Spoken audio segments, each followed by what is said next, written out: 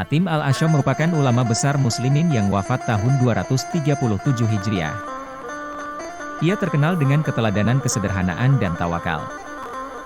Suatu hari Hatim berkata kepada istri dan 9 putrinya bahwa ia akan pergi menuntut ilmu. Istri dan putri-putrinya keberatan, karena mereka khawatir siapa yang akan memberi mereka makan nanti. Namun tiba-tiba salah satu dari putrinya yang berusia 10 tahun dan hafal Al-Quran angkat bicara untuk menenangkan suasana. Biarkan ayah pergi. Ayah menyerahkan kita kepada Zat yang Maha Hidup, Maha memberi rizki dan tidak pernah mati, ujar putri. Hatim pun kemudian pergi. Hari itu berlalu, malam datang menjelang, mereka mulai lapar.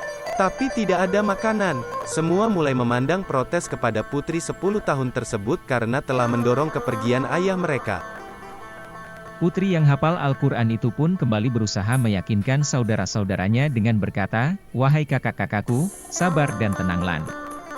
Ayah kita telah menyerahkan kita kepada Zat yang Maha Hidup, Maha memberi rizki dan tidak pernah mati." Dalam suasana seperti itu, tiba-tiba pintu rumah mereka diketuk. Pintu dibuka.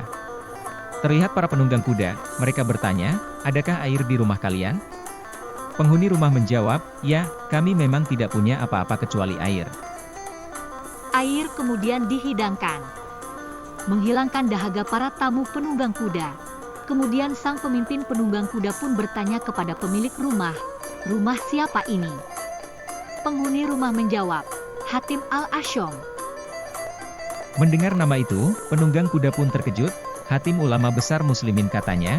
Penunggang kuda itu lalu mengeluarkan sebuah kantong berisi uang dan dilemparkan ke dalam rumah dan berkata kepada para pengikutnya, "Siapa yang mencintai saya, lakukan seperti yang saya lakukan." Para penunggang kuda lainnya pun melakukan hal yang sama, melemparkan kantong-kantong mereka yang berisi uang, sampai pintu rumah sulit ditutup.